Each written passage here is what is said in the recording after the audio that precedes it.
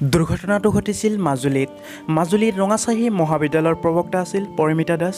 প্ৰবক্তা জীয়ৰী পৰিমিতাক নাৱত উঠাই দি মাতৃয়ে বিদায় দিয়াৰ পিছতে ঘটে এই দুৰ্ঘটনা।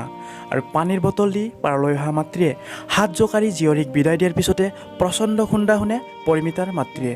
আৰু এই বিদায় যে অন্তিম বিদায় হ'ব সেয়া কেতিয়াও ভবা নাছিল পৰিমিতাৰ মাতৃয়ে। আৰু মাজুলীৰ ৰঙাচাহী মহাবিদ্যালয়ৰ অসমীয়া বিভাগৰ সহকাৰী অধ্যাপিকা আছিল পৰিমিতা। আৰু ২৭ ফেব্ৰুৱাৰীত ৰঙাচাহী মহাবিদ্যালয়ত অধ্যাপিকাৰ পদত নিযুক্তি লাভ কৰিছিল পৰিমিতাই। আৰু কৰোনাৰ নতুন SOP অনুসৰি মহাবিদ্যালয় খোলাৰ নিৰ্দেশ দিছিল অসম চৰকাৰে, যাৰ বাবে দীৰ্ঘদিন বিৰতিৰ পিছত 10 দিন পূৰ্বে তেওঁক মাজুলীলৈ থ'বলৈ গৈছিল মাতৃ হিমাৰাণী ভূঞাই। আৰু কালি মাতৃৰ উভতনি যাত্ৰা আছিল।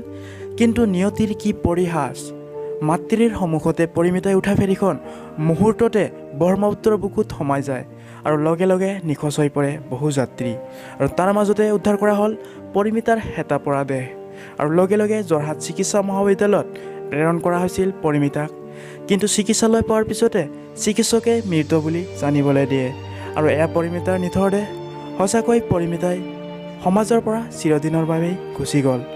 আৰু পৰিমিতাৰ আত্মাই চিৰশান্তি লাভ কৰক, তাৰেই কামনা কৰিলোঁ আমাৰ এছামিজ তাৰোকা চেনেলৰ পৰা গভীৰ শোক প্ৰকাশ কৰি।